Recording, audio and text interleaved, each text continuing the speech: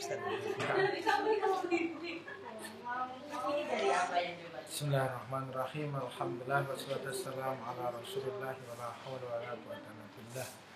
Rabbi shrah li sadri wa yassir li amri wahlul 'uqdatam min lisani yafqahu qawli. Zidni ilman warzuqni fahma. Amin. Alhamdulillah. Sudah beberapa minggu ngaji bersama-sama kitab Minhajul Abidin yang tujuan utamanya adalah masing-masing di antara kita ini ibarat mencari penawar pada diri sendiri, mengobati diri sendiri.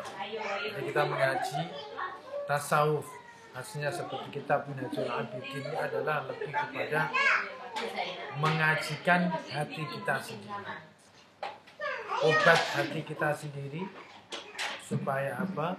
Supaya hati kita menjadi orang yang tenang dan damai, asyik di dalam beribadah, dapat melakukan sesuatu yang kehidupan yang selesa sesuai dengan ajaran-ajaran syariat dan ajaran-ajaran akhlak. Dan yang paling penting adalah ajaran-ajaran yang bersifat hakikat.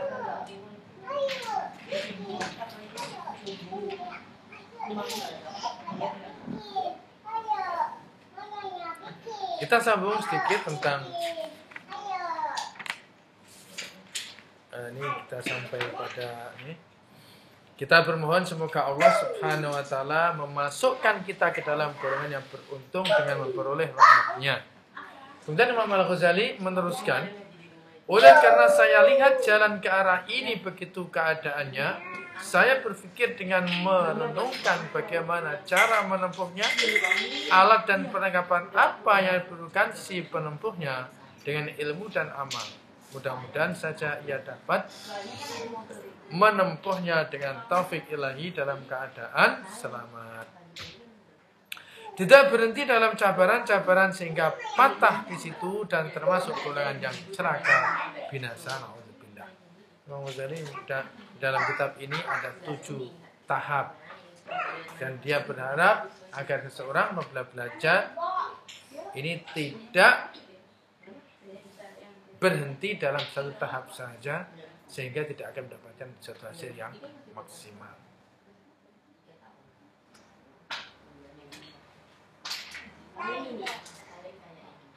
Itulah sebabnya maka saya berusaha menyusun beberapa kitab tentang jalan ke arah itu dan cara serta kaidah-kaidah untuk menempuhnya.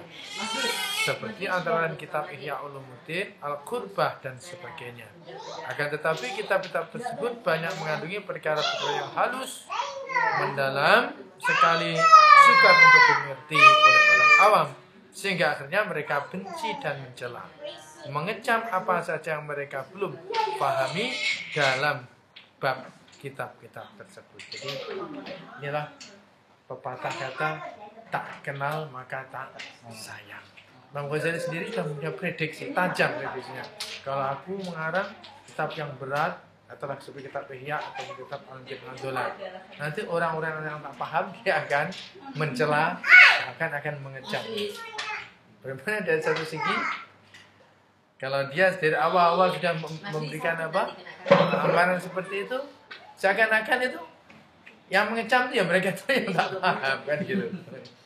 Sebab dia jelas kalian sini, ya, sukar untuk dimengerti oleh orang awam sehingga akhirnya mereka benci dan mencela, mengecam apa saja yang mereka belum paham dalam kitab-kitab tersebut. Sebagaimana sering saya katakan bahwa ada kalanya namanya tasawuf, nilai-nilai sufi itu tidak cukup untuk dikaji, difahami, dipelajari. Tapi yang paling penting adalah dirasa. Kalau teori ya, setelah kita berbicara tentang bab tawakal. Oh, tawakal itu menyerahkan diri, pasrah segala-galanya. Orang Jawa kata pasrah gongkoan. Tapi Anda hanya akan dapat memahami, menghayati dengan sepenuhnya ketika Anda menghadapi sesuatu dan itu meletakkan segala-galanya pada Allah sehingga nanti hasilnya dapat merasakan. Nah, itu.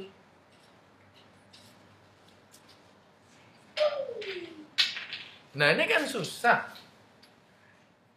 Seorang dokter kalau dia pakar penyakit jantung macam apapun, kalau dia tak pernah jantungan, dia tak pernah sakit jantung, dia tidak akan dapat merasakan cara persis sesuai dengan teori yang dia kaji, betul? Dia kaji orang sakit jantung mungkin gini, tapi kalau dia tak rasakan, nah, itu mungkin analisa dengan kajiannya, dengan penelitiannya tak sama dengan yang dia rasakan. Itulah ibarat kehidupan. Namun kita tidak seharusnya heran, karena kitab mana yang lebih mulia dan lebih baik daripada Al-Quran, tetapi kitab suci ini pun masih saja dicela oleh orang-orang yang tidak mau menerimanya. Jadi dia sudah awal-awal tuh udah pasang kuda-kuda dan Ghazali. Dia kata nanti orang-orang yang tak paham akan mencela, mencaci kitab yang ada. Kemudian dia membaca tamsil. Jangankan kitab biasa, Al-Quran saja masih terus ada yang mencela dan mengejek serta kitab suci ini pun masih saja dicela oleh orang-orang yang tidak mau menerimanya. Mereka katakan hanya karena Al-Quran ini adalah hanya cerita-cerita orang dulu. Wa ma yukadzibu bihi illa kullu mu'tadin athim idza tutla 'alaihi ayatuna qala asatirul awwalin. Asatirul awwalin. Apabila disampaikan kepada mereka tentang Al-Quran ini, mereka itu cerita orang-orang dulu lah. Itu cerita orang-orang dulu.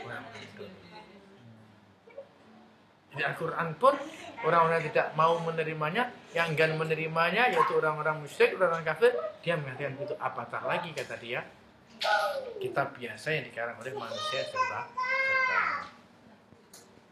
Ini satu psikologi untuk kita belajar ya. Kalau kita nak berdakwah, kita nak mengajak sesuatu kebaikan, kita nak dalam apa nak jadi panitia kah apa semua. Kalau Anda takut dengan komplain, dengan nanti orang macam yang dia nggak jadi maju.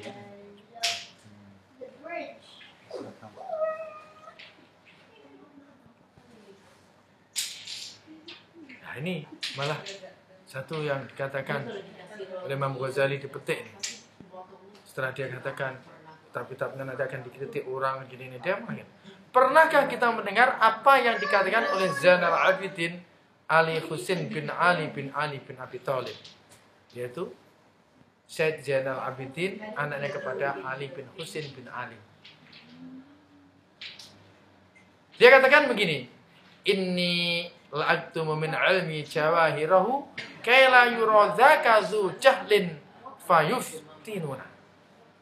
Wa qad taqaddama fi hadhi Abu Hasan ila al-Husaini wa wassa qablahu al-Hasana ya rubba jauharin ilmin law abuhu bihi laqila li anta mimman ya'budul wasana walastahalla rijalun muslimuna dami yarona aqbaha ma ya'tuna hasana. Katanya dia memetik wasiat yang disampaikan oleh Zainal Abidin bin Ali bin Husain bin Ali bin Abi Thalib radhiyallahu anhu. Di antara ilmu-ilmuku siapa nih? Zainal Abidin tuh adalah jauhar mutu manikam yang kusembunyikan agar tiada terlihat oleh orang yang jahil, karena akhirnya ia akan menfitnahku. Hal ini sememangnya sudah dipesankan oleh Abu Hasan, yakni Sayyidina Ali bin Abi Thalib, kepada Husain dan juga Hasan. Karena terkadang ada jauhar ilmu yang kalau aku buka tabirnya, pasti ada orang yang menuduhku sebagai penyembah berhala dan menghalalkan jiwaku untuk dibunuh karena mereka menyangkanya perbuatan keji itu suatu amal yang baik. Jadi ini sindiran, bukan sindiran ya. Dia mengingatkan bahwa kalau ilmu-ilmu itu ilmu yang sangat spesial, ilmu yang istimewa, yang tidak layak disampaikan, diketengahkan di muka umum, jangan dikemukakan. Nanti ada akan dituduh. Dan ini banyak berlaku dalam cerita-cerita. Kemarin saya baru ngomong-ngomong cerita tentang Mbah Yai Mutamakin. Pernah dengar tak ceritanya Mbah Yai Mutamakin? Belum. Ada yang orang Pati ya? Tetangga itu Pati. Hah? Tukang baik dari Pati. 2 jam dari rumah. Mbah Yai Mutamakin ini yang disebut-sebut seorang kiai yang dia sebagai pelopor membantah kepada kebijakan-kebijakan mufti yang dilantik oleh negara yang mapan waktu itu. Kebijakan kebijakannya gimana? Nah, disebutkan di situ bahwasanya ketika zaman pemerintah Kartasura, Keraton Solo,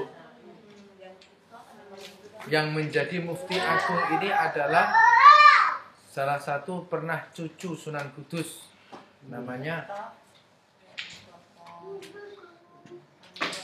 Kiai Anom siapa? Kiai Anom.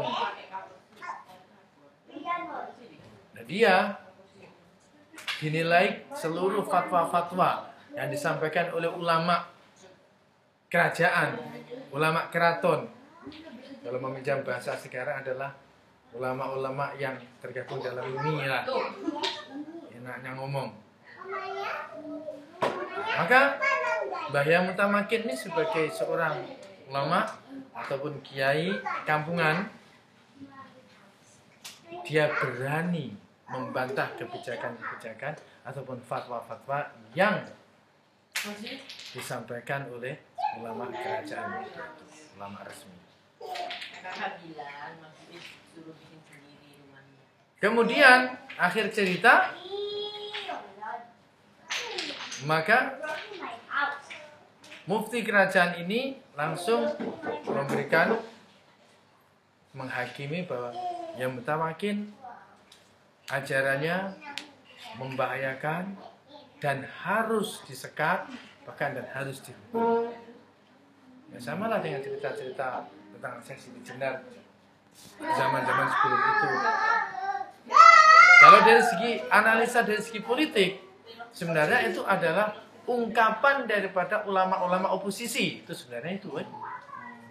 Kalau meminjam bahasanya Dr. Abdul Munir Burhan, salah satu tokoh Muhammadiyah, ya begitu. Syekh Siti Jenar membuat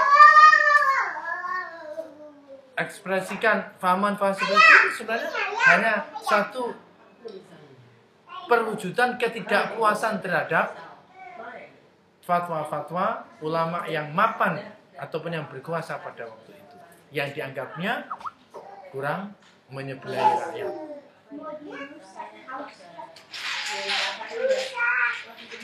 Jadi kalau kita ingat sejarah, kita kaji sejarah dari dulu sampai zaman sekarang, seharusnya anda ini nggak perlu pusing, nggak perlu menanggapi satu hal yang miring.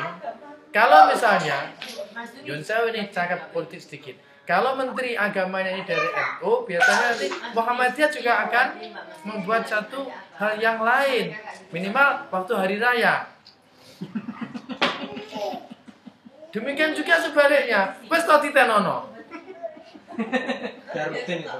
Hah? Udah rutin. Lah makanya Dari Zaman Orde Baru waktu menteri-menterinya masih dari Muhammadiyah, NU yang ya, lebarannya kamu makanya. Jadi jangan heran hal seperti itu. Oh gitu ya. Nah, ini kan kita harus belajar dari sejarah.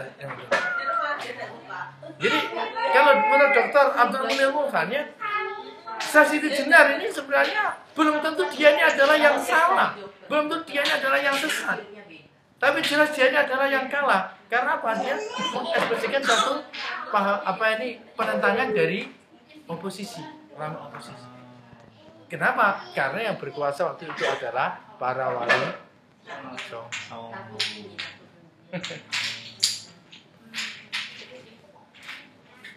Ketika zaman Al-Ma'mun, Khalifah Al-Ma'mun, Mu'tazilah sebagai ajaran mazhab kerajaan, mazhab negara. Apa saja pahamannya selain Mu'tazilah diberangus sampai Imam Ahmad bin Hanbal masuk penjara. Sesuatu yang biasa.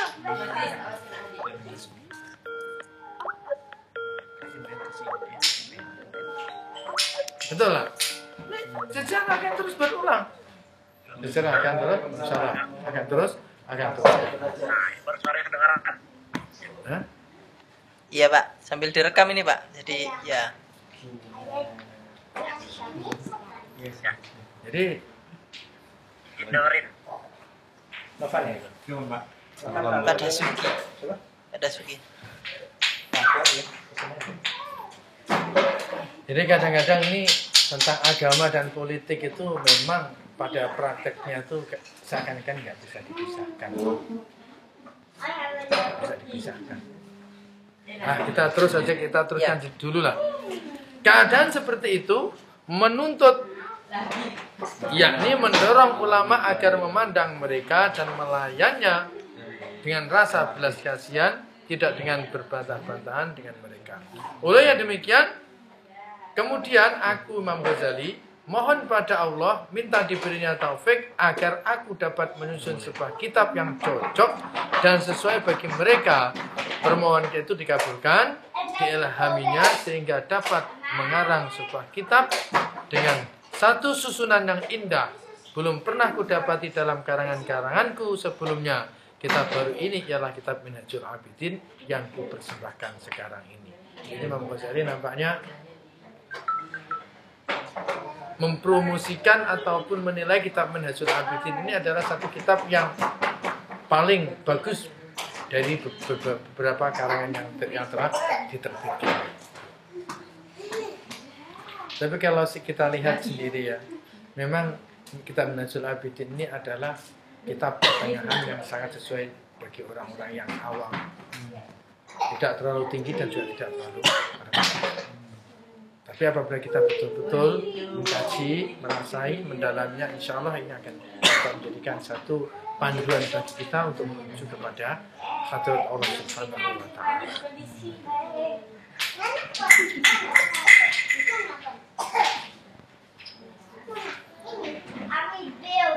Selanjutnya sesungguhnya hamba Allah itu apabila mulai bangun dan ingat untuk beribadah dan ketika ia bertajarrud, yakni mengosongkan hati dengan membulatkan hati menempuh jalan ibadah, maka ia didorong oleh adanya satu lintasan di hatinya yang suci.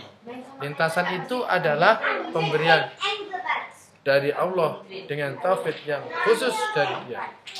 Jadi orang ini apabila dia mulai tergerak hatinya untuk mendalami, menghayati apa-apa yang dirasakan, ya maka sedikit demi sedikit Allah nanti akan memberikan satu kelapangan pada diri.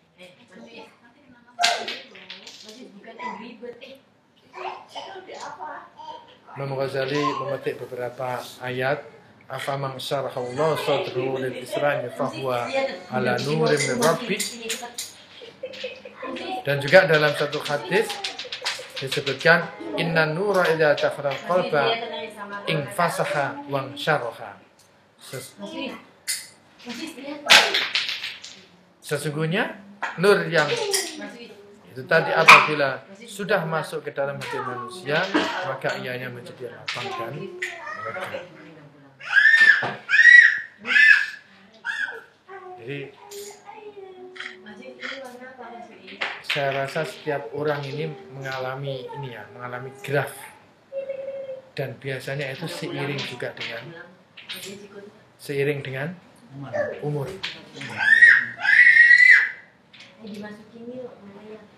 Kalau orang yang mendapat petunjuk daripada Allah Subhanahu wa Ta'ala,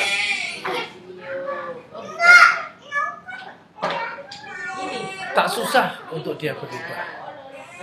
Dari tajribiyat ataupun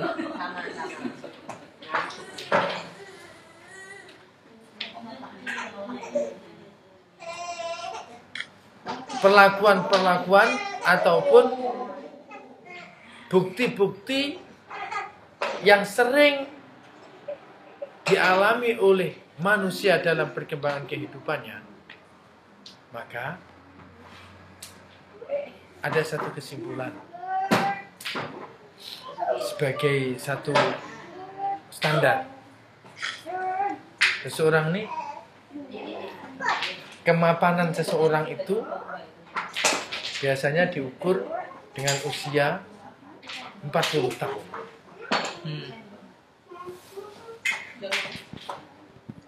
Saya pikir itu bukan satu yang tidak beralasan.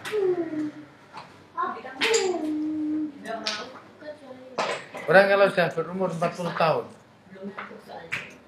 dan dia ini tidak ada tanda-tanda untuk berubah, biasanya ya mabni, bukan mu'rob. Mabni itu stagnan, tak akan ada perubahan. Tapi ini kebiasaan yang mesti ada suatu hal yang luar biasa.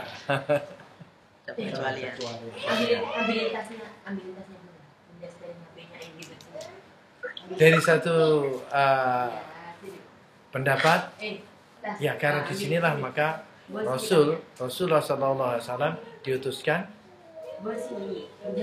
diangkat menjadi Rasul ini genap ketika baginda berumur 40 tahun. Karena itulah maka ada doa khusus, Rabbi auzi'ni an ashkura ni'matka allati an'amta alayya wa ala walidayya wa an a'mala shalihan tardahu wa adkhilni bi rahmatika fi ibadika as-shalihin.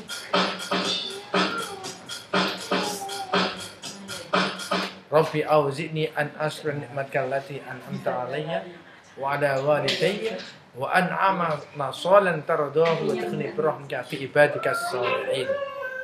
Ayat ini dua ayat sama awalnya, namun ujungnya berbeda dan terletak dalam dua surah yang berbeda.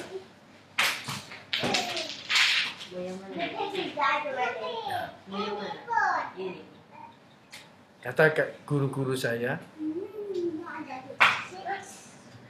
dua ayat ini sangat sesuai diamalkan oleh orang menjelang berumur 40 tahun. Kalau namanya menjelang itu ya 2-3 tahun ataupun 4-5 tahun sebelum 40 menjelang. 10 tahun sih boleh. Ya boleh.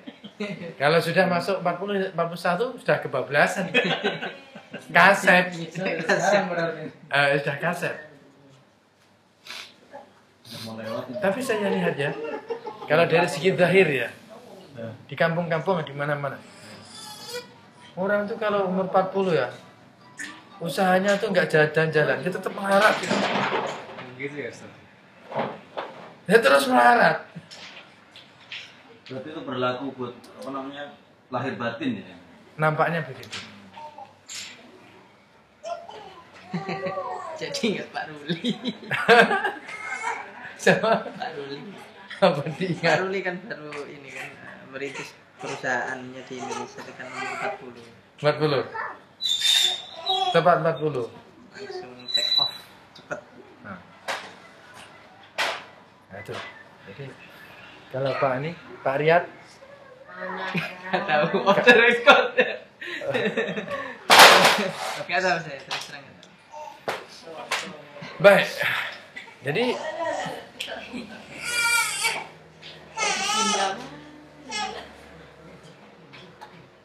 malam balagha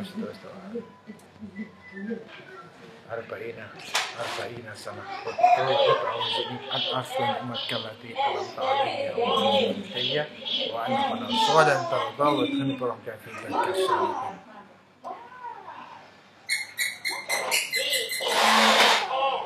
Ya.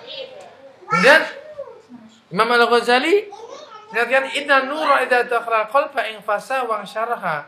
Sesungguhnya nur, cahaya, apabila sudah masuk di hati manusia, maka ianya menjadi lapang dan lega hatinya. Rasulullah ditanyakan kepada Rasulullah, "Ya Rasulullah, hal lidzalika min alamatin yurafu biha?" Apa yang seperti ini ada tandanya sampai dapat diketahui tanda-tandanya? Jawab Rasulullah, tandanya at-tajafi an daril ghurur wal inabatu ila daril khulud wal isti'dadu lil maut qabla nuzulil maut. Tandanya, satu, menjauhkan diri dari negeri palsu yaitu dunia dan kembali kepada negeri yang abadi, serta bersiap sedia untuk menghadapi maut sebelum datangnya ajal tersebut. Jadi kalau menjelang umur 40 tahun tak ada tanda-tanda dia menyiapkan dirinya untuk pergi ke alam kubur, tak ada tanda-tanda untuk dia menjauhkan dari kehidupan yang palsu dunia. Maka itu ya tandanya tak akan dapat berubah lah. Itu maksud. Berarti kalau mau uzlah, kalau mau zuhud sebelum 40. Ya walaupun belum uzlah, belum zuhud betul, tapi tanda-tandanya itu harus ada begitu. Mesti dimulai. Contoh lah ya, menjelang umur 40 tahun, kalau ibadahnya dan juga rasa cintanya terhadap dunia ini tetap saja bahkan semakin melonjak. Nah ini, itu maksudnya begitu. Jadi masih harus ada tanda-tandanya sebelum dia menjelang umur. Ada, saya pernah membaca dalam satu hikmah ulama, Allah menciptakan umur manusia ini sudah dibagi 3. Sepertiga, sepertiga ini adalah waktu ataupun umur untuk menuntut mencari ilmu, Kalau orang bekerja, ya menuntut ilmu untuk cari caranya bekerja. Betul tak? Waktu kita sekolah, SD, SMP, SMA, dan kuliah. Sekolah. Sepertiga yang kedua, ini adalah untuk mengamalkan apa yang telah dituntut selama sepertiga tadi.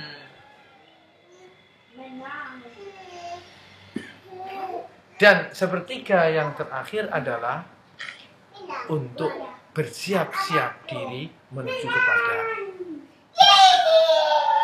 Kalau saya pikir nih, untuk disiplin pendidikan zaman sekarang, memang itu enggak salah. Sebab Rasulullah mematok umatnya ini adalah 60 tahun, 63 tahun. Orang habis kuliah, umur 22. Ya. Betul? Ya. 21, 22 lah. Kemudian setelah itu umumnya dia bekerja sampailah 22 sampai berapa? Bermana 44. Nah, betul kan menjelang 44. Ini kalau sudah ini tidak mempersiapkan dirinya untuk mati. Wah. Nah, sekarang ini tinggal semak sendirilah umur kita ini, dan kita ini dalam kedudukan dalam tahap yang mana.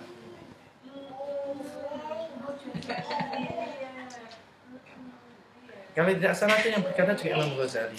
Kalau tak salah saya lupa dalam kitab apa. Tapi kalau kita pikir-pikir betul lah. Manusia ini, umur manusia dibagi 3 itu memang benar. Seperti untuk mencari, menuntut, cara-cara untuk mendapatkannya. Seperti yang lain adalah untuk mempraktekannya misalnya. Betul kan? Kalau 10 umur 22 itu dia mengkaji ilmu agama gini-gini nih, maka tahap yang kedua adalah mempraktekkan, dan tahap yang ketiga ini adalah mempersiapkan diri kita untuk mati. Tanpa konsep itu, kata Imam Ghazali, maka binasalah seseorang. Maka binasalah seseorang. Pikir, yang praktek dunia zaman sekarang. Benar. Orang habis kuliah bisa dosa. Setelah itu dia dalam dunia kerja sampai. Makanya biasanya orang juga akan mengatakan, lihat kemapanan seseorang itu biasanya dimulai dari umur 40-an. Betul kan? Ya.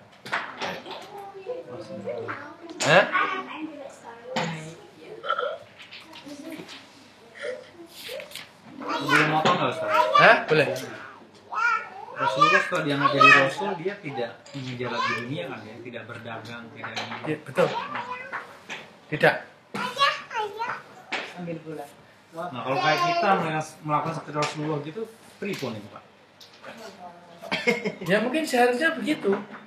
Wah, saya tahu ya, sebayang Rasulullah dan sahabat-sahabatnya, bahkan Abu Bakar sendiri juga begitu kan? Abu Bakar itu ketika dia menjadi khalifah, memang dia diusulkan oleh satu umat, sudah kamu nggak usah memikirkan masalah dunia, nggak usah memikirkan masalah kerja, maka kami negara yang akan menggaji Anda. Itu yang mengusulkan Sayyidina Umar. Dan itu akhirnya berlaku terus menerus, setiap orang yang mendirikan kepemimpinan maka akan ditanggung oleh pihak negara. Ya, maksudnya gini, kalau kayak kita mengikuti seperti Rasulullah, sepertinya tahu mampu atau enggak? Ya, Berapa? kalau kita dalam usul fikih kan begini, kalau kita tidak mampu melakukan 100, 8. maka 10 nggak boleh dibuang. Ini kaidah usul. Kalau Anda tidak mampu melakukan semuanya, maka sekecil apapun jangan ditinggalkan. Kalau ditinggalkan itu namanya orang yang putus asa kan gitu. Malah mutung, tahu mutung bahasa Jawa. Malah timbangannya mualah medikai titik gak usah bisa. Itu nggak boleh. Kan caranya kan begitu. Kita maunya itu mau mengikut Rasulullah 100%, ya kan? Terus kita nggak mampu, nggak bisa sama sekali. Jangan pula kita hanya mungkin puasa kita tuh 5, terus gak usah manut pisan lah. Itu yang nggak boleh. Tanggung. Nah, ada usul memang disebutkan begitu. Kalau tidak dapat semuanya, maka jangan sampailah dibuang seluruhnya. Kalau nggak dapat semuanya, maka jangan sampai dibuang seluruhnya. Itu memang ada usul. Nah, ini misalnya contoh-contoh fadilat, ya. Setelah dalam bulan puasa itu biasanya banyak fadilat, bahwa salafus soleh dulu, para nabi, para sahabat dulu beramal sekian banyak. Ya, kalau kita tak dapat seperti mereka, ya jangan sekian Allah timbangannya nyontoh titik-titik gak usah pisan. Itu enggak boleh. Ya artinya semampunya. Kalau kita mungkin hanya dapat mencontoh 10, 5. 1. Jangan sampai tidak sama. Apatah lagi tidak sama sekali itu dilandasi dengan motor. Supaya gak usah pisan. Ya. Tapi menarik. Kehidupan ekonomi Rasulullah setelah 40 sepertinya tidak terlalu banyak riwayat. Ya memang. Apakah memang tidak dilakukan sama sekali atau dilakukan oleh orang lain, misalnya istrinya? Tidak. Rasulullah tetap bekerja ala kadar, bukan dia terus buang, tidak. Karena juga ada hadis-hadis menyebutkan bahwa satu saat Rasulullah menjahit baju sendiri. Apakah itu tidak bekerja?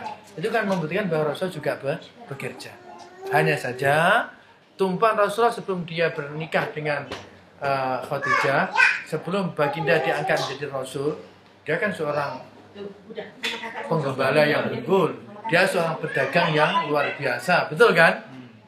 Jadi ketika dia mengalami dakwah, maka semuanya itu bukan ditinggalkan samanya, tidak, maknanya yang ditumbuhkan fokusnya adalah memang berdakwah. Ya, dalam sirah disebutkan begitu. Dan para sahabat-sahabat besar yang lain memang siap menanggung apa yang ini kan yang ditanggung oleh Rasulullah Shallallahu Alaihi Wasallam. Buktinya memang di dalam saya.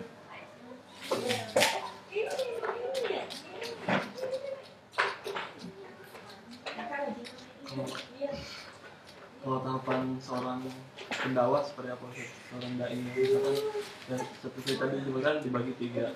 Jadi kalau bagi seorang dai mungkin di fase kedua ini dia mulai untuk berdakwah, mengamalkan ilmu yang telah dia dapatkan itu mungkin di yang sekolah atau praktek.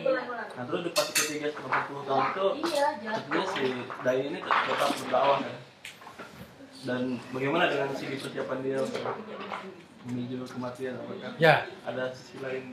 ya maksudnya begini, tumpuan ya, tidak otomatis kan tidak berarti misalnya kalau disebutkan fase pertama fase menuntut, lepas itu sama sekali tidak belajar, nggak ngaji sama sekali, kan tidak begitu.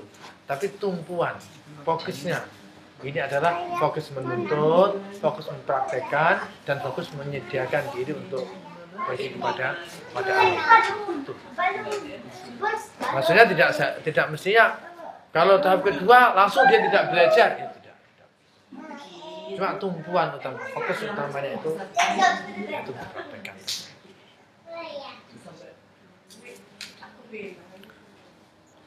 Tapi itu saya juga bukan tak yakin, belum menemukan hadis yang seperti itu. Cuman ingatan saya itu adalah kata-kata hikmah dari para ulama.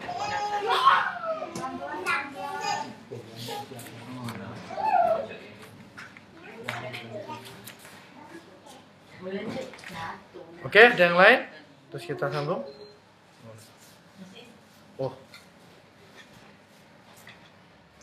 Sebaik saja hal ini terlintas dalam hati seseorang. Kalimat pertamanya nggak usah, langsung aja. Nggak apa-apa lah ini kalimatnya. Sebaik saja hal ini terlintas dalam hati seseorang, maka mula-mula ia akan berkata kepada dirinya seperti mana berikut. Oh, aku sekarang menyadari bahwa hidupku ini dikaruniai dengan bermacam-macam kenikmatan oleh Allah. Seperti nikmat hidup, nikmat mempunyai sifat kudrat, kekuasaan, boleh berbuat sesuatu, mampu berpikir, dapat bercakap, di samping terlepasnya diriku dari bermacam-macam ujian dan musibah.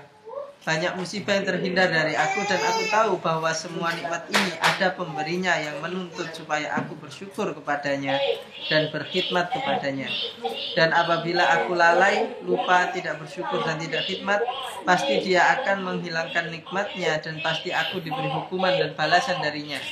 Dan dia sudah mengutus kepadaku seorang Rasul, namanya Muhammad SAW.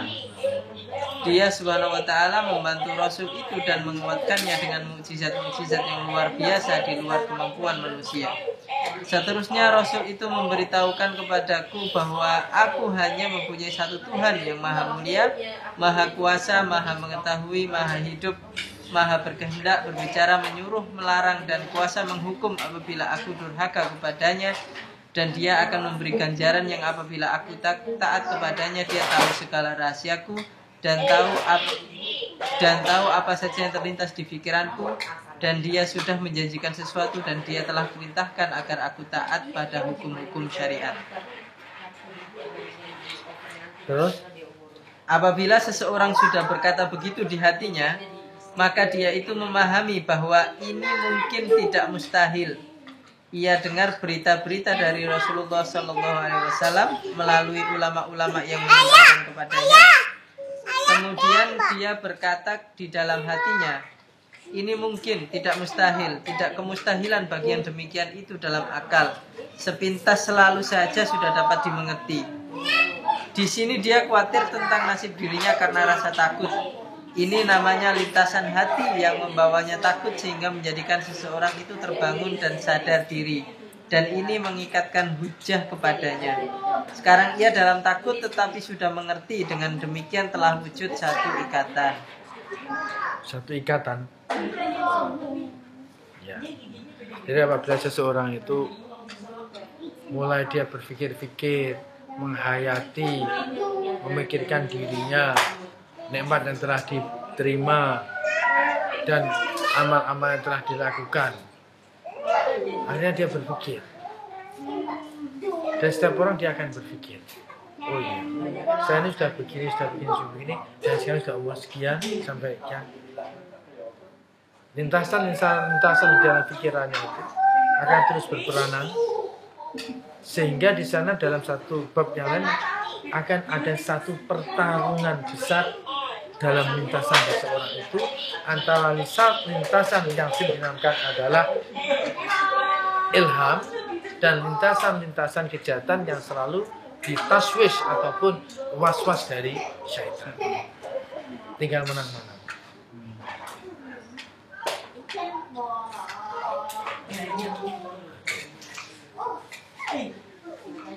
Akhirnya bagi seseorang yang lintasan-lintasan baik yang dasar dari ilham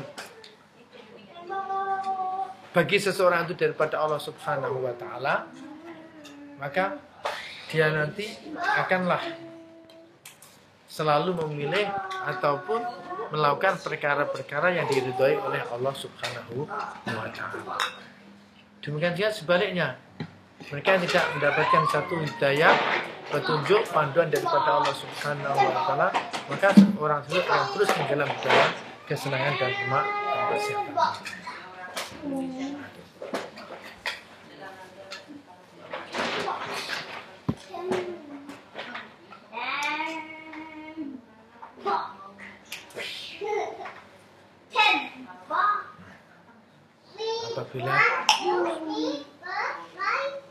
Apabila seseorang sudah berkata begitu di hatinya, maka dia itu memahami bahwa ini mungkin tidak mustahil. Ia dengar berita-berita dari Rasulullah SAW melalui lama-lama yang menyampaikan kepadanya. Kemudian ia berkata di dalam hatinya, ini mungkin tidak mustahil. Tidak kemustahilan bagi yang demikian itu dalam akal. Sepintas selalu saja sudah dapat dimengerti. Di sini dia khawatir tentang nasib dirinya karena rasa takut. Ini namanya lintasan hati yang membawanya takut sehingga menjadikan seseorang itu terbangun dan sadar diri. Dan ini mengikatkan hujah kepadanya. Sekarang ia dalam takut tetapi sudah mengerti. Dengan demikian telah wujud suatu ikatan. Untuk memutuskan diri daripadanya tidak ada alasan, apalagi untuk berkhayal-khayalan, sehingga mendorong dia dengan kuat untuk berpikir mencari dalil dan bukti. Bergeraklah ketika itu tidak lagi diam atau bimbang, tetap berusaha dan mencari jalan keselamatan. Bagaimana?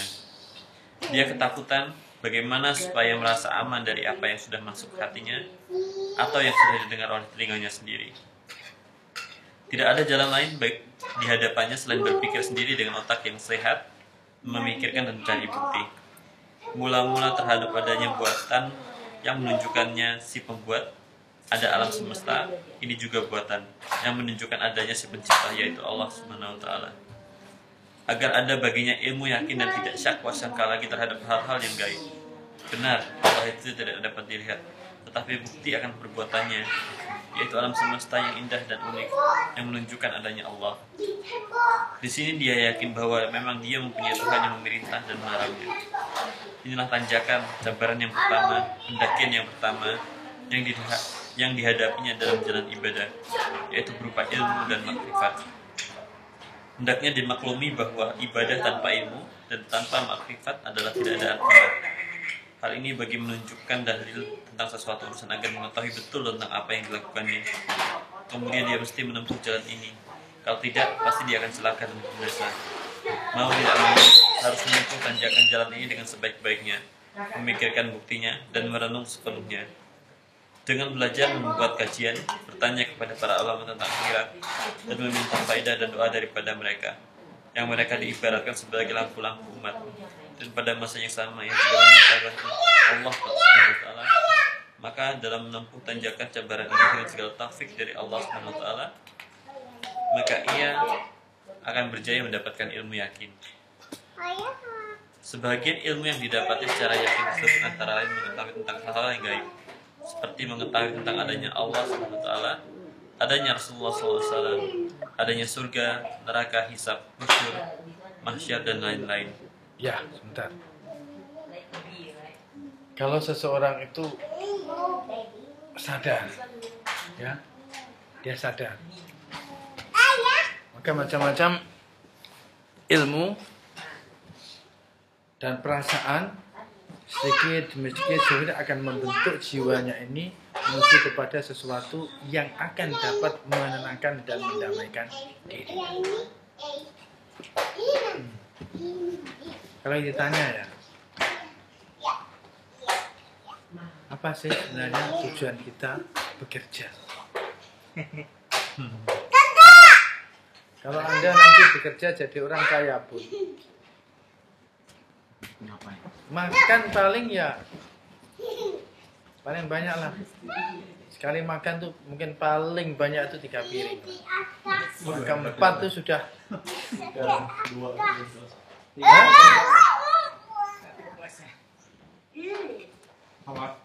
Kalau Anda mempunyai 5 biji rumah pun, adakah satu masa itu tinggal nih kabeh? Ora lah. Hah? Silakan.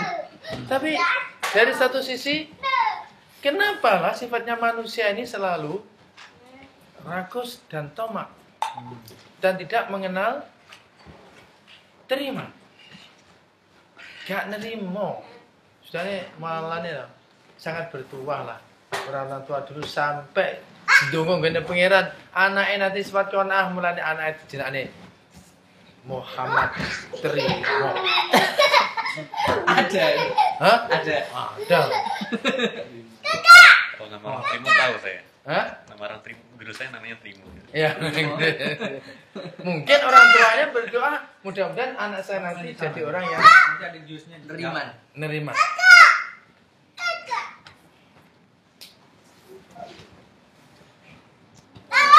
Ya, kita bikin. Kalau seorang punya 5 kereta, 5 mobil, masa lah dalam waktu satu masa yang sama itu dipakai semua. Nah, itu memang Mungkin itu karakteristik dunia gitu ya. Jadi dia menciptakan seperti apa? Seperti kita itu tidak pernah kuat gitu. Jadi minum air asin. Memang menagih terus gitu. Tidak akan pernah cukup. Seperti itu. memang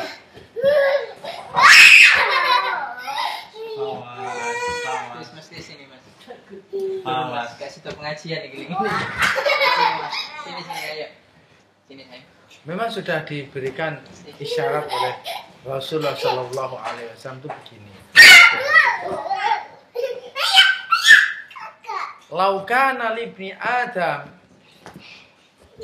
wadiyani minal dhahab la batagha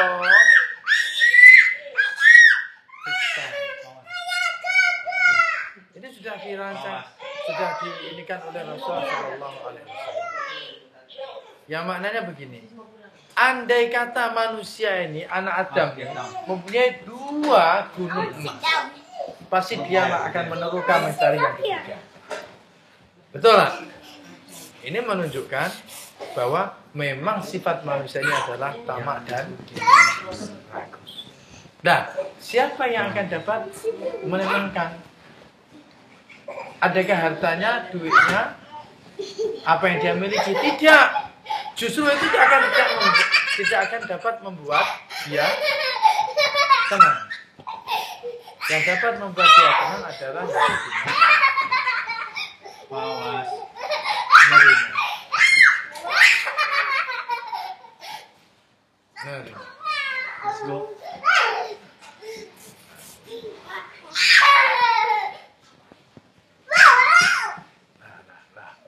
Ini apa ini? Ini apa ini? Ini apa ini? Ini apa ini?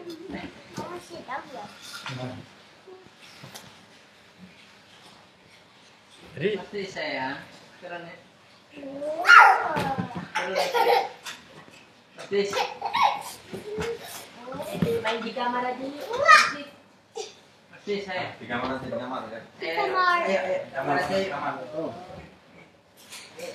Kamar ayo, kamar pasti. Yuk videoan. Pasti kamar ayo, kamar. Bentar ya. ya, Nova. Sawa, ada respon. Ya, silakan. Mana? Mau tanya deh. Hah? Apa itu? Belum, dia baru masuk soalnya. Nah, gini. Oh itu, bukan ini. Siapa ini Novan? Ya, silakan. Bisa juga mau. Enggak, ini baru masuk, bukan mau tanya. Hah? Di mana? Baru join, baru join. Baru masuk. Baru masuk. Ya, baru gabung. Baru gabung, baru Keren pulang. banget ini stand-nya. iPad stand-nya keren banget. Boleh gitu. Beli di mana tuh, Pak? Ya, inilah yang bisa contoh namanya neriman. Rimo. Terima. Think out of the box. Terima. Baik. Oke, jadi kita balik ya. Yang dapat menenangkan, yang dapat memuaskan itu bukan materi, bukan apa yang di luar diri kita, tapi ya hati kita tuh yang akan menjadikan kita ini dapat menerima, dapat tumaninah, dapat tenang, dapat damai, dan seterusnya dan seterusnya. Nah, inilah kegunaannya kita ngaji tasawuf ini adalah supaya kita dapat mengobati diri. Itu nanti di dalam bab kitab ini di sana nanti akan ada bab khas namanya zuhud dan qanaah. Apa dia? Zuhud dan qanaah.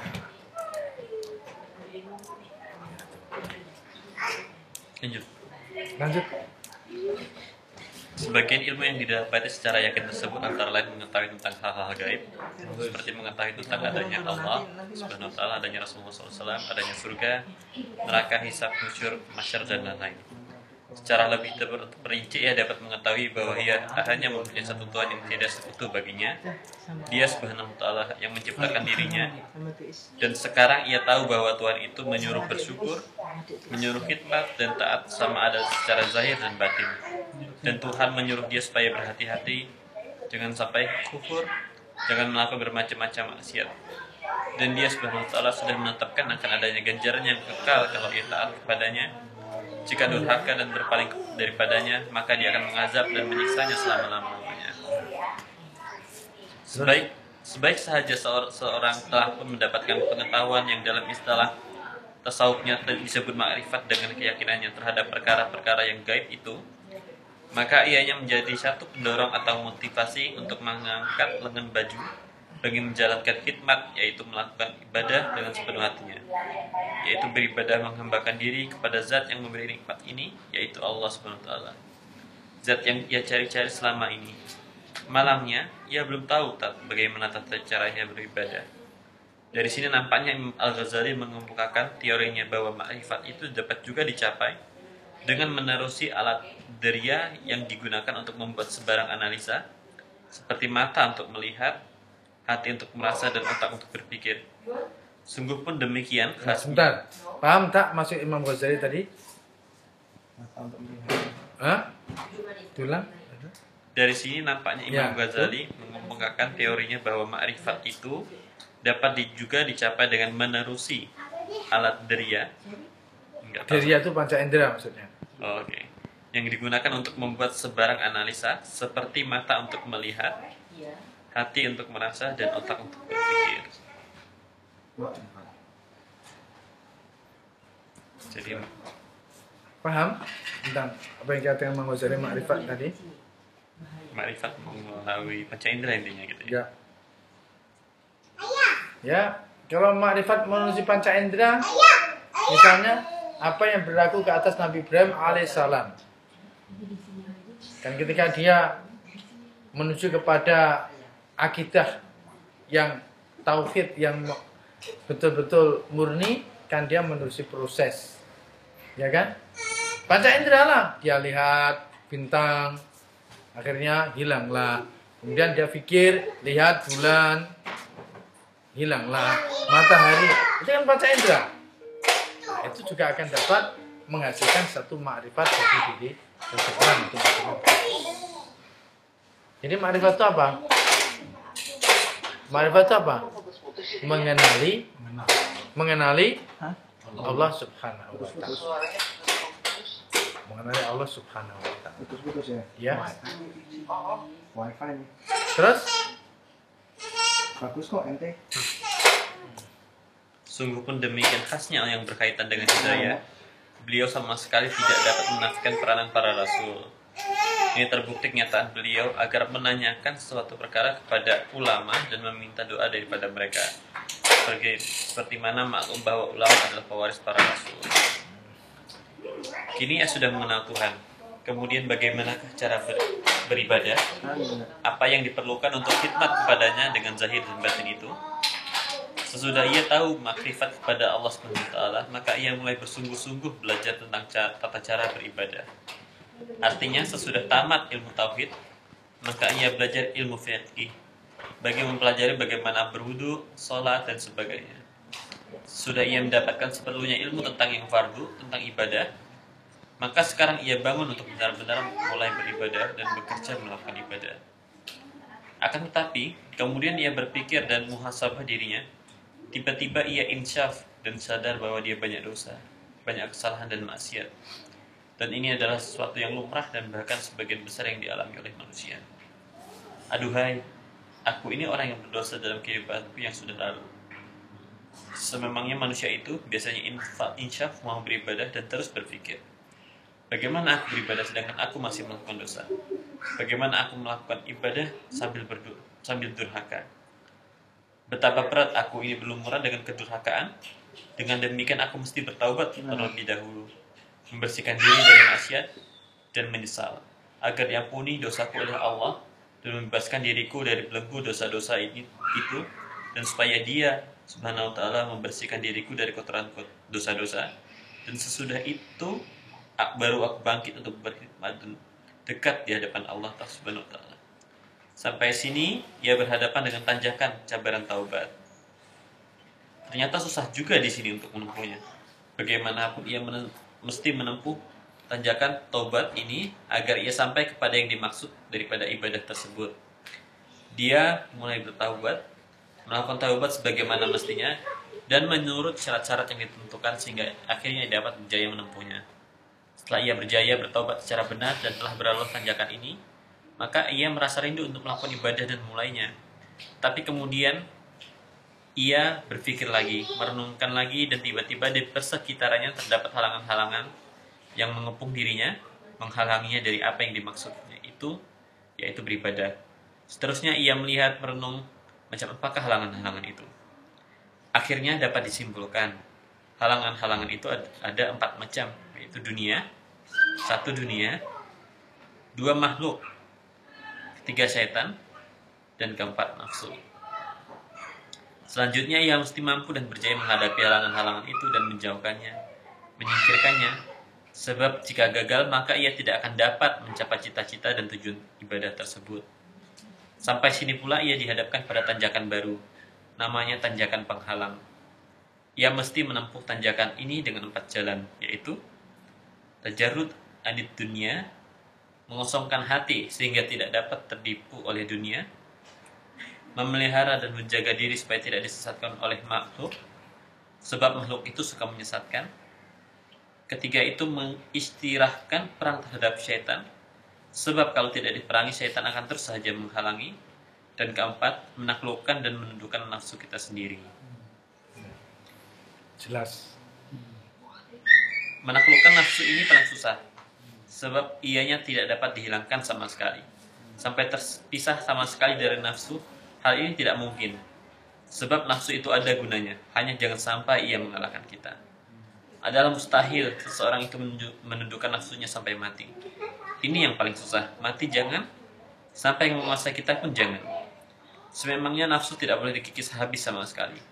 Kalau orang mengikis habis hawa nafsunya sama sekali, malah celakalah ia, karena bukan lagi menjadi manusia. Namun syaitan boleh dikalahkan sama sekali. Bahkan syaitannya Rasulullah SAW sudah mutlak kalah sampai masuk Islam. Kita juga harus mampu mengalahkan setan itu. Tapi hawa nafsu atau diri kita tidak harus ditumpas sama sekali. Sebab diri kita adalah kendaraan kita, diibaratkan sebagai alat. Namun tidak akan ada harapan bahwa nafsu kita akan mendorong kita kepada kebaikan. Kalau dibiarkan, nafsu akan mendorong hanya kepada kejahatan sahaja. Dari sini adalah sangat penting untuk mengkaji dan menyiasat diri sendiri. Adalah jangan diharap bahwa nafsu akan bersepakat atau kompromi dengan kita untuk beribadah dan menghadap dengan sebelah hati untuk beribadah. Sebab nafsu itu memang tabiatnya tidak baik, hanya ingin berbuat apa-apa yang melupakan kita kepada Allah Subhanahu wa taala. Mengikut nafsu semata akan membawa kita kepada apa yang membuat kita lupa kepada Allah Subhanahu wa taala. Kalau begitu, perlu ia hamba Allah mengendalikan nafsunya dengan alat kendali yang namanya takwa, supaya tetap nafsu itu hidup baginya, tidak mati, tidak tunduk, yaitu dengan kendali seperti mengendalikan kuda.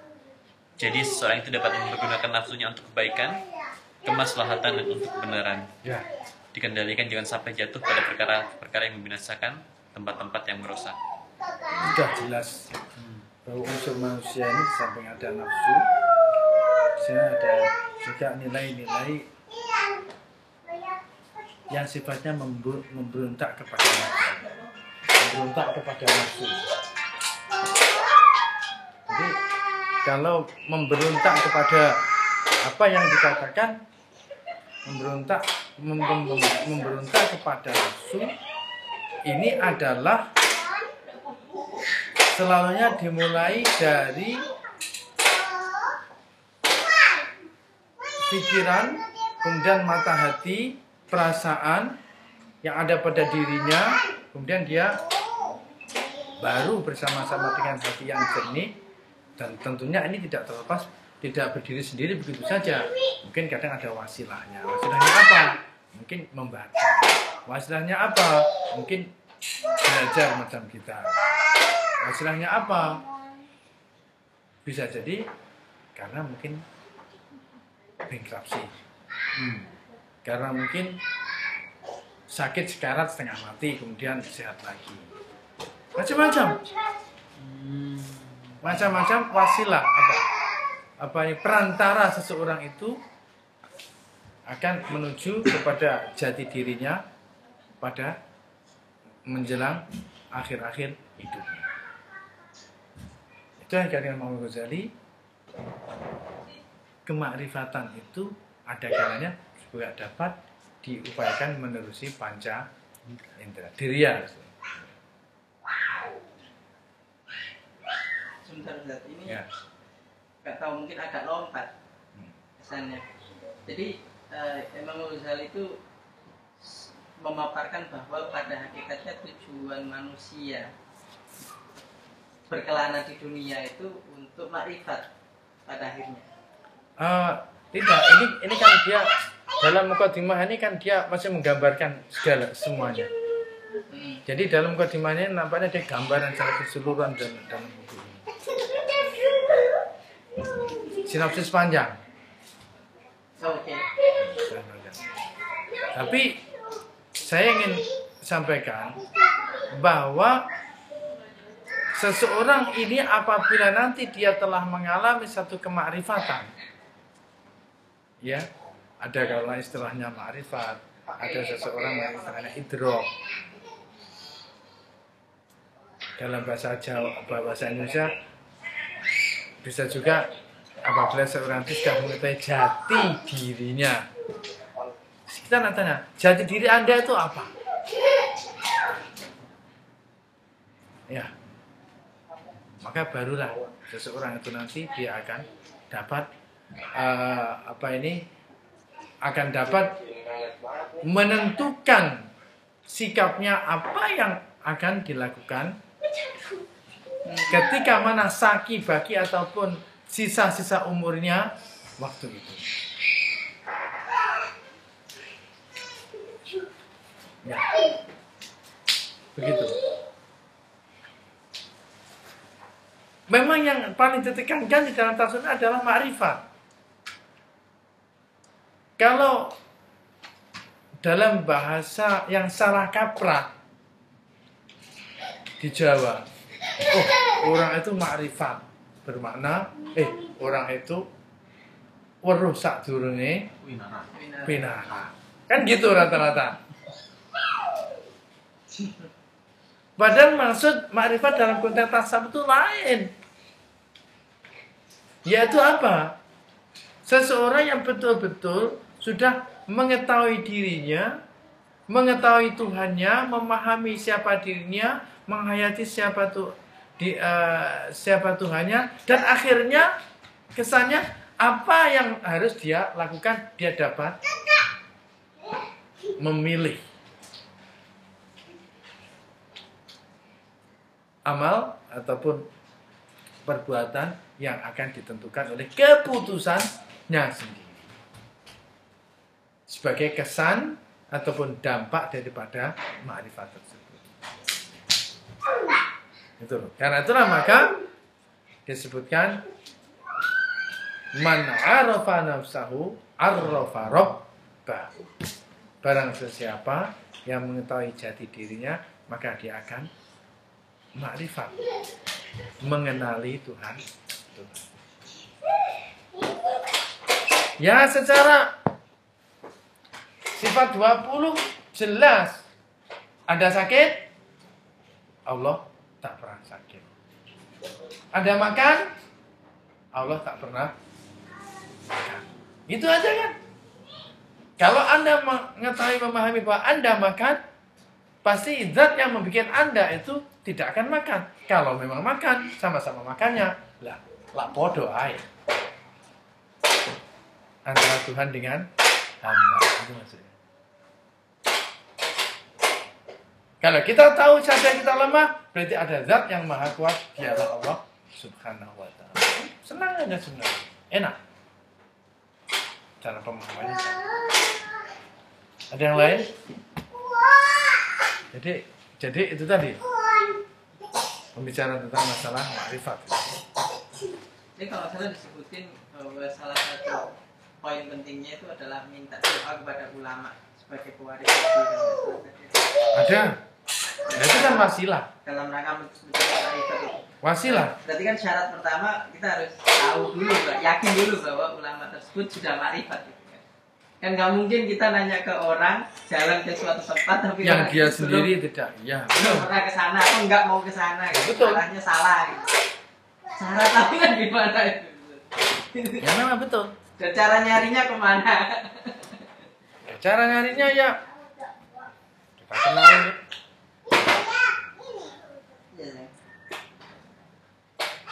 Makanya kita harus balik kepada syair Jawa yang itu kalau nggak salah diterjemahkan dari hikmahnya seorang ulama sufi terkenal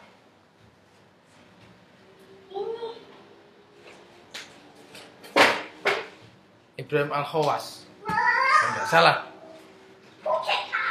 yang sangat terkenal dalam tembang-tembang Jawa yaitu apa? Tombo ati adalah. Salah satunya apa? Wong kang soleh Kumpul. Wong kang soleh kumpul. Ya memang betul.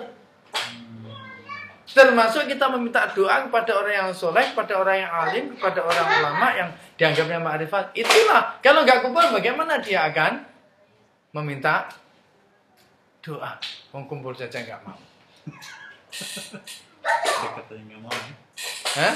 Ya iya benar. Kan begitu logiknya.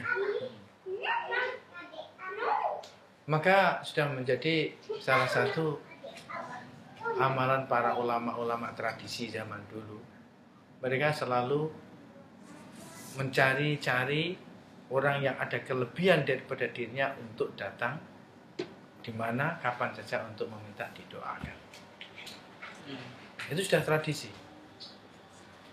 Apalagi kalau saya lihat tradisi di Tarim itu, ya Allah, wah luar biasa. Ya begitulah.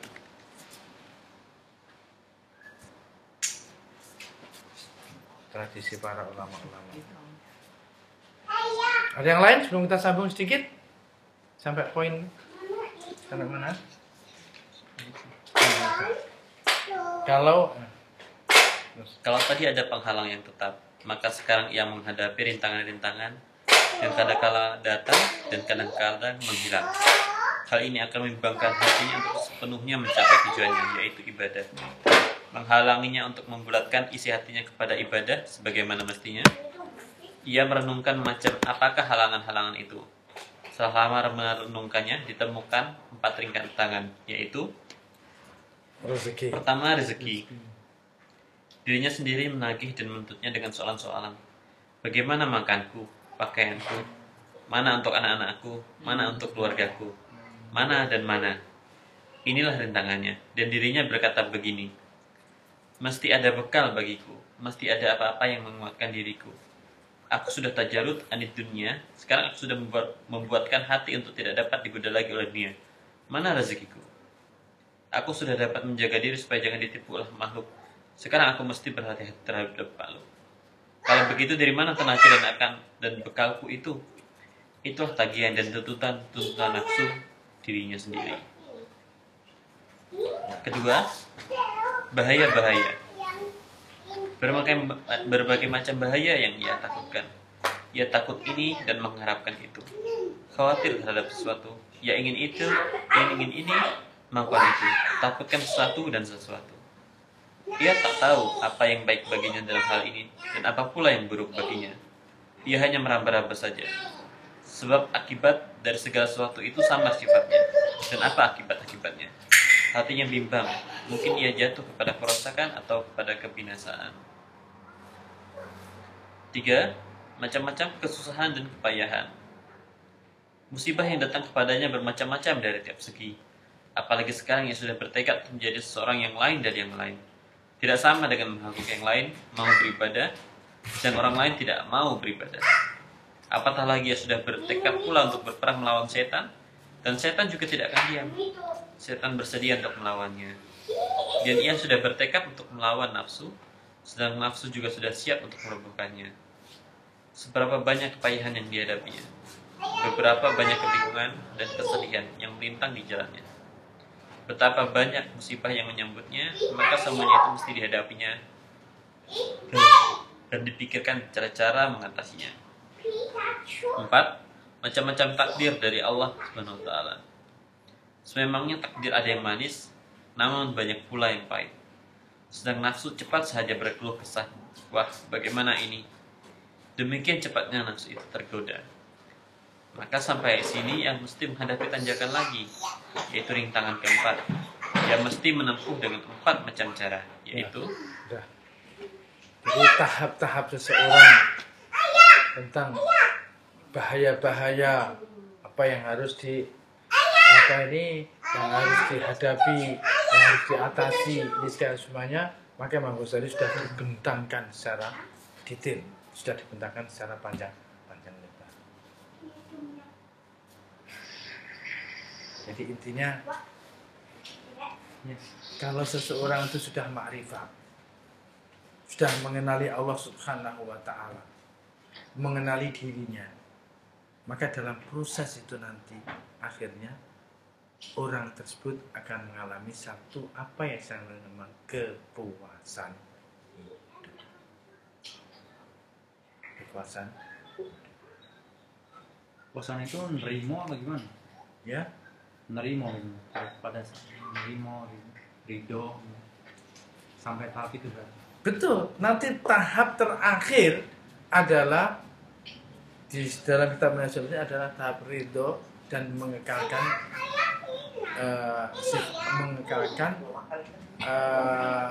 tahapan kesyukuran seseorang kepada Allah Subhanahu wa ta'ala. Itu tahap terakhir.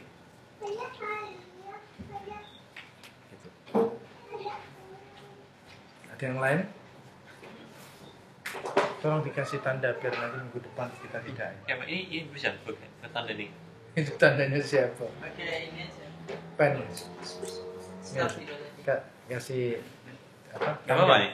Iya, 20. tulis tanggal atau Saya ada pertanyaan masalah untuk mengosongkan hari terus hati. tanggal. 29. Ya. Kayaknya mengosongkan hati itu gimana ya Ustaz? Jadi gampang gitu caranya. Gimana? Anda ingin mengosongkan hati dan untuk lebih senang berinteraksi kepada Allah Subhanahu wa taala, maksudnya begitu? Enak saja. Harus dikikis dulu apa yang namanya penghalang-penghalangnya itu. Penghalangnya biasanya urusan kerjaan kan. Mau sholat gitu. Dunia, hubud dunia. Kalau kita perlu kerja, perlu duit, wajar lumrah karena tanpa dunia nggak ada akhirat. Tapi kalau kita sudah sampai pada tahap hub cinta, ini yang mencelakakan diri kita. Apa bezanya? Kita perlu dunia dengan kita cinta bahkan dalam tahap gila dunia. Enak saja dalam membandingkan. Kalau kita perlu dunia, bermakna kita bekerja, kita mencari duit, Kalau start video. kita melakukan sesuatu. Ini adalah dengan keyakinan semuanya adalah ibadah. Apa kunci apa gitu? Dan semuanya didasarkan atas Kunci apa yang ditanya? apa yang telah diberikan Allah kepada diri kita. Kesan positifnya nanti akhirnya kita akan merasakan, oh jebule aku ini loh, bukan karena kepinteranku, bukan karena tenagaku, bukan karena duitku, bukan karena apa-apa, tapi semuanya ini adalah hanya karena Allah Subhanahu wa Ta'ala. Itulah nanti muahalanya ke sini. Maka kalau dalam kitab Hikam yang pertama kali sana Imam Ibnu Athaillah mengatakan bahwa salah satu tanda kebinasaan seseorang ini apabila al-i'timadu ala nafsihi, dia berpegang teguh dengan apa yang ada pada diri. Ini adalah salah satu tanda orang itu akan binasa. Berpegang teguh itu maksudnya apa? Mengandalkan. Apa dalam bahasa Indonesia mengandalkan? Yang lebih halus. Sandar. Dia menyandarkan. Ya sombong lah. Jaga no. Menggantungkan diri. Menggantungkan Rasa hebat. diri kepada apa yang ada pada dirinya. Apa saja dirinya? Mungkin ilmunya, mungkin duitnya, mungkin kuasanya, mungkin apa segala macam. Jadi seolah sombong. Bukan sombong, bukan ego, apa namanya ya? Hah? Apa namanya ya? Mindset dimana Satu cara berpikir atau pemikiran yang dia ini lebih kepada mengandalkan apa yang ada pada dirinya. nggak mesti. Iya. Nggak mesti. Jadi Kadang orangnya rendah hati juga bisa. Orangnya Jadi, orang baik. seakan-akan dia ini orang tersebut di masa ini adalah mengetepikan Allah. Ngerti. Ya. Dalam istilah itu apa? Sekuler gitu. Hah? Sekuler. Mungkin Sek- tapi itu dalam diri pribadi manusia itu bukan Iya. negara. Jadi gini ya, saya ya belajar dari kehidupannya. Semuanya belajar dari kehidupan. Kalau satu perkara, satu masalah, ini kita serahkan semuanya kepada Allah. Enteng, nggak bakalan stres kita. Dan nggak bakalan ada beban apa. Sebab padanya Allah ini semuanya Dia yang ngatur. Sudah. Loh, kalau begitu Anda kan tidak berusaha, tidak berikhtiar sama sekali. Ya berikhtiar berusaha, tetapi kita berikhtiar berusaha ini bukan aku berusaha dan aku harus dapat, bukan begitu. Melainkan aku berusaha ini semata-mata menjunjung tinggi perintah. Allah memerintahkan aku bekerja, bekerjalah. Allah memerintahkan aku melakukan sesuatu yang wajar, melakukanlah. Adapun semuanya nanti serah pada Allah. Sudah bebas. Nah, perkara ini kan teorinya ini kan susah kan. Prakteknya ini kan hanya apabila kita sudah betul-betul inilah tasawuf. Inilah tasawuf. Ini Ustaz, saya balik lagi ke poin mengosongkan hati gitu.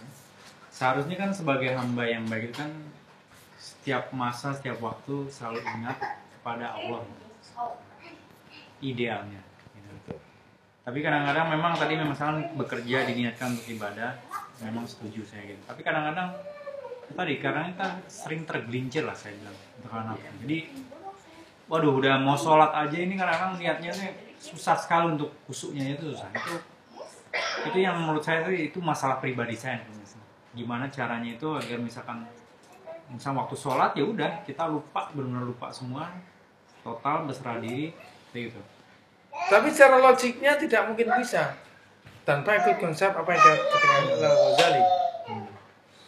Kalau Anda ingin berlepas sampai tak ingat semuanya itu, pasti Anda akan mampu untuk menghilangkan penyebabnya. Saya nak tanya pada sampean ya. Allahu Akbar. Apa itu? Mobilku rusak. Ini kan karena Anda punya mobil. Betul tak? Karena Anda punya mobil, betul tak?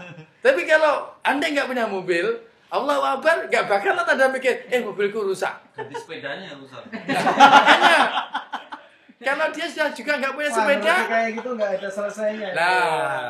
Makanya Imam Ghazali memberikan resep kepada kita untuk ya hudurul qalbi, kalau dalam nanti di dalam kitab khusus Imam Ghazali mengatakan ini ada namanya adalah muhimmatus asrarus shalah wa muhimmatuha. Imam Ghazali khusus menerangkan tentang rahasia-rahasia salat dan kepentingannya. Salah satu di sana disebutkan kalau orang mau sholat ini salah satu rukunnya adalah hudurul qalbi, menghadirkan hati betul-betul kepada Allah Subhanahu wa taala. Nah itu dia diuraikan panjang lebar. Salah satu contohnya, salah satu caranya ini adalah kalau Anda ingin betul-betul menghadap pada Allah dalam badan hudur, maka mesti menghilangkan penyebab-penyebab yang menjadikan Anda terhijab dengan perkara itu. Jadi tadi supaya sampai nggak mikir mobil sing sedang rusak, ya nggak usah punya mobil. Supaya Anda tidak Allahu Akbar, anakku nangis, ya nggak usah punya anak. Dan seterusnya. Lah iya itu. Masa intinya adalah Gimana dong? itu boleh saja asal sampai ya kita bisa membebaskan diri dari semua itu. Betul. Ya kan? Jadi kan halus kan?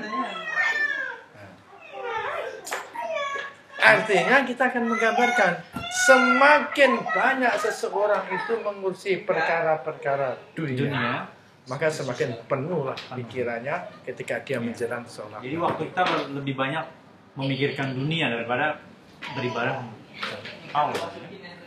Mungkin itu salah satu penyebab kenapa Imam Ghazali itu pergi waktu itu kan? Ya. Meninggalkan semuanya betul. Jadi dia ini nggak ngomong kosong. Benar, dia ini sudah itu dia. Dia eksperimen dulu, dia praktek dulu sebelum dia menulis. Nah, iya. Kalau orang sekarang kuliah kan tidak gitu. Dia menulis dulu baru praktek. Kalau Imam Ghazali tidak. Halo, Bang. Jadi sebenarnya kalau dari bahasa profesional itu kan dia expert itu kan? Iya, betul. Expert untuk ibadah gitu. Nah, kita untuk bisa jadi expert seperti dia itu ya gitu cara dia. Tapi ya itu tadi menghilangkan penyebabnya itu emangnya itu ya sebenarnya ya hanya orang-orang yang mungkin luar biasa.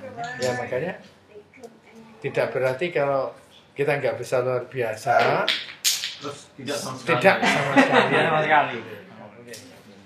Jadi kita belajar apa yang kita mampu untuk kita lakukan, kita lakukan. Oke? Biasa ada yang orang yang dapat manfaat gitu ya. Itu secara duniawi katanya tetap melimpah, tapi dia bisa manfaat tidak zuhud. Ada. Banyak gitu. Bukan tak ada. Para sahabat Rasulullah misalnya. Hah? Secara Ekonomi sukses. Siapa? Sahabat-sahabat Rasulullah. Iya. Dan tidak menutup kemungkinan orang-orang zaman sekarang. Makanya ketika saya dulu dalam mukadimahnya kitab Hikam itu saya sebutkan bahwa yang namanya orang tasawuf itu tidak berarti orang tarekat. Orang wirid, zikir gitu. Bisa jadi seorang dokter, seorang insinyur, seorang hartawan ini adalah seorang yang sufi, benar-benar. Buktinya pakar-pakar tasawuf misalnya Fakhruddin Al-Attar itu apa? Tuki jerakan minyak atar. Ini apa? Minyak atar, minyak wangi. Makanya disebutkan Fakhruddin Al-Attar. Jerakan minyak wangi. Masa namanya jerakan nggak punya duit? Uang udah connect kok. Halo Bang. Nah, Abu Hasan As-Sazali, pengasas dan juga pengamat tarekat Sazaliyah. Apakah dia seorang yang miskin? Dan enggak. Wong dia itu dalam satu masa itu menampung 60.000 santrinya. 60.000. Ya? Sekota itu. Iya betul. Kabupaten gitu ya. Lihat manaqibnya Imam Abu Hasan As-Sazali, pengasas tarekat Sazaliyah.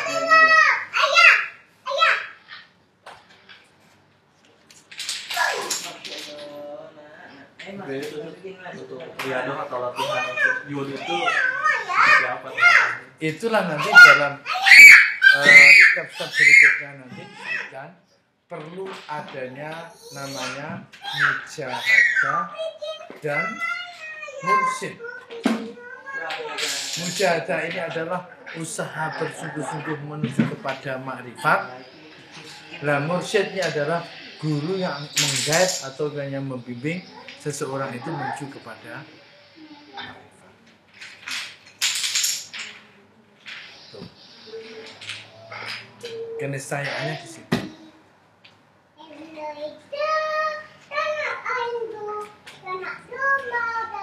Yang lain? Tinggal prakteknya aja sebenarnya. Ya? Tinggal dipraktekkan. Ya prakteknya aja nanti kadang-kadang kita ya itulah waktu yang akan.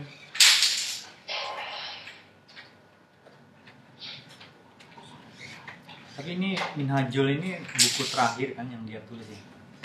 Ada satu lagi sebelum dia meninggal. Dia termasuk salah satu buku-buku di akhir hayatnya. Iya, di akhir hayatnya. Sebab karya Imam Al-Ghazali itu yang terbit sekitar 60-70.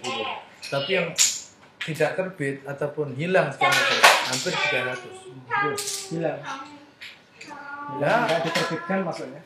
lah Angkara Wahabi itu ketika dia membakar kitab-kitab buku-buku di Maktabah Yaman itu berapa? 15.000 tajuk manuskrip hilang dibakar oleh dia. Lebih dahsyat daripada hulaguan.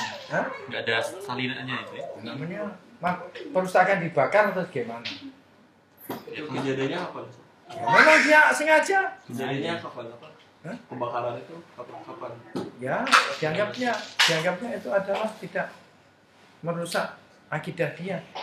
Sebenarnya waktunya waktu tahun berapa? Kapan? 1800-an. Oh. Dan kitab-kitabnya karya ulama itu kan masih banyak berupa manuskrip. Baru diedit oleh dokter-dokter. Sampai sekarang saya kemarin di Hadramaut tuh saya foto semuanya banyak manuskrip tangan yang masih belum ditakik, belum diedit, belum diterbit. Maktutat. Banyak masih. Waktu saya di Skandaria dulu di Mesir juga masih banyak. Ente tahu misalnya Syarah Minhajul Abidin namanya adalah Sirajul Talibin yang dikarang oleh ulama Kediri. Itu baru diterbitkan baru saja. Kemudian yang syarahnya Bidayatul Hidayah, Manahijul Imdad itu juga baru diterbitkan. Sebelumnya berupa tulisan tangan. Cara itu bahasa Indonesia apa jadi yang Ustaz? Hah? Cara bahasa Indonesia itu apa gitu terjemahan? Syarat komentar ini. Syarah itu komentar. Komentar-komentar. Nah, Karena komentar itu bisa sampai 5 jilid ya. Ya, Tapi betul. aslinya cuma satu. iya, untuk memudahkan orang memahami teks asal. Tidak extended. Iya. Ada tidak lembaga atau orang-orang yang concern untuk apa ya, membukukan ya. Ada universiti jamiah seluruhnya ada badan-badan seperti itu kecuali Indonesia. LIPI kan miskin. Nggak ada. Sampai sing gelem dadi anggota LIPI, ora nek duwite. Itu kan butuh dana ya. Kira-kira ada yang mau itu nggak ada bantu itu? Ya. Yang punya dana malah membakar gitu. Itu problemnya kan di situ. Ya, karena yang itu tidak setuju, yang tidak Malah sepakat. lebih aman masukin pistol. Oh iya. Tapi ini Pak Ustadz, kalau saya lihat Karim Imam Ghazali itu dari awal kan Ihya dulu pertama. Hah? Ihya Ulumuddin itu kan yang pertama ya. Enggak juga. Tidak. Ya. Enggak juga. Sebelum ya itu awal-awal ketika setelah dia mengambil keputusan untuk mendalami hidup tasawuf. Sebelum itu karannya banyak, Al-Wajiz, Al-Wasid, dan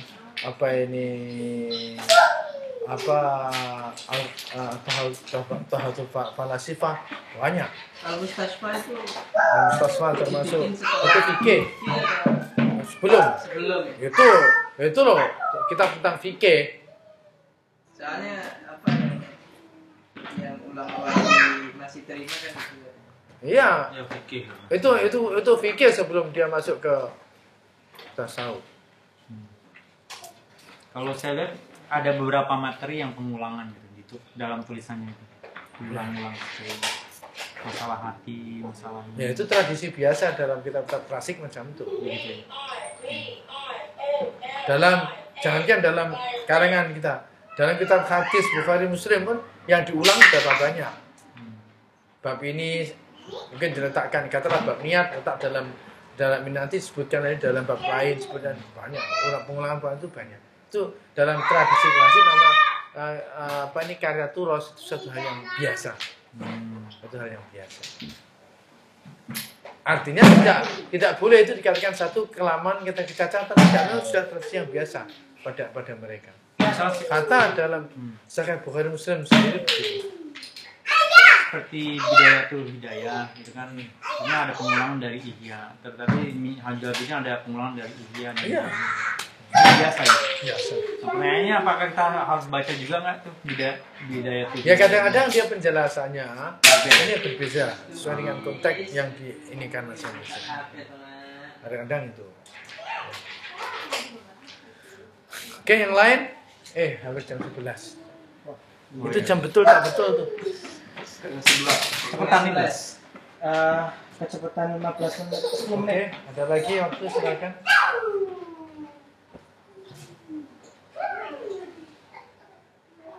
Ada lagi? Silakan.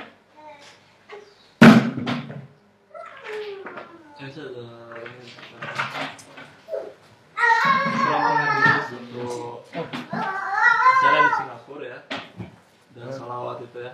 Hah. Itu mari kita ajarkan Al-Fatihah untuk Rasul. Hah. Yang saya tahu kan untuk Rasul itu salawat, tapi ini menghadiahkan Al-Fatihah itu gimana? Oh alah. Ya, enggak apa-apa. Kalau Enggak apa-apa. Fatihah itu kan doa. Al-Fatihah itu kan doa. Jadi kalau ilmiahnya secara ilmiah, Al-Fatihah ini adalah doa. Yang mendoakan pada Rasulullah, apa salahnya? Sholawat itu juga doa. Bahkan kalau kita Al-Fatihah memberikan hadiah Al-Fatihah pada ibu bapak kita, pada siapa saja, itu kan doa. Fatihah itu isinya doa. bagaimana hadisnya? Hah? Mencontohkan itu.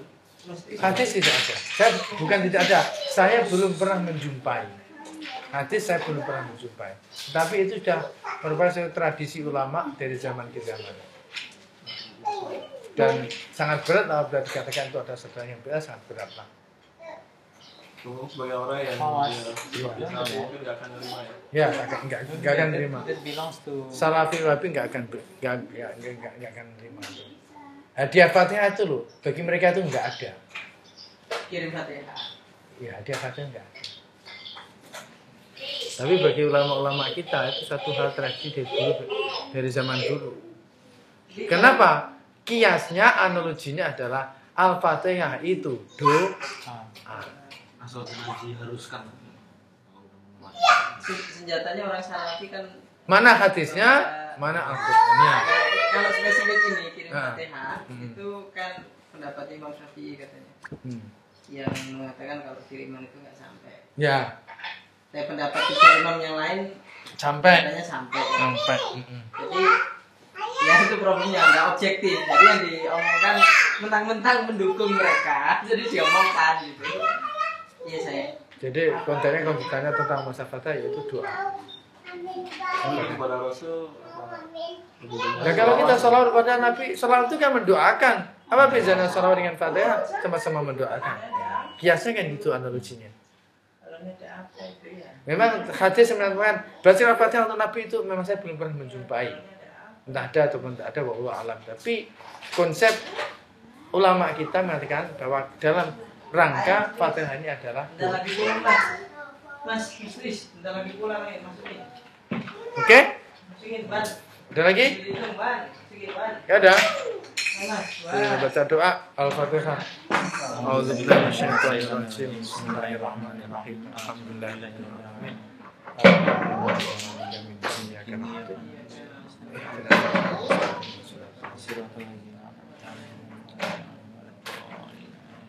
Allahumma shalli wa sallim ala Muhammad wa ala ali sayyidina Muhammad. Alhamdulillahirabbil alamin. Wassalatu wassalamu ala sayyidina habibina wa maulana Muhammad wa ala alihi wasallam.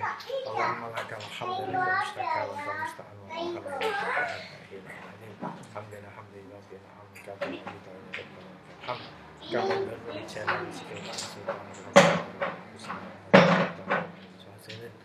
Allahumma rabbana zidna ilman nafi'a wa rizqan maqbula wa wahdana rizqan halal wa tub 'alaina اللهم اجعلنا وحدنا وذريتنا وكلامنا واساتذتنا من اهلك واهل العلم واهل الخير ونجاة ما الله الذين لا خوف عليهم ولا يحزنون برحمتك يا ارحم الراحمين صلى الله على محمد وعلى ال محمد الحمد لله رب العالمين تقبل منا. Terima kasih Pak Ustaz. Alhamdulillah. Aduh. Sesi kedua tuh, Gatotnya dan Tiwulnya masih menunggu. Minggu depan jadi ini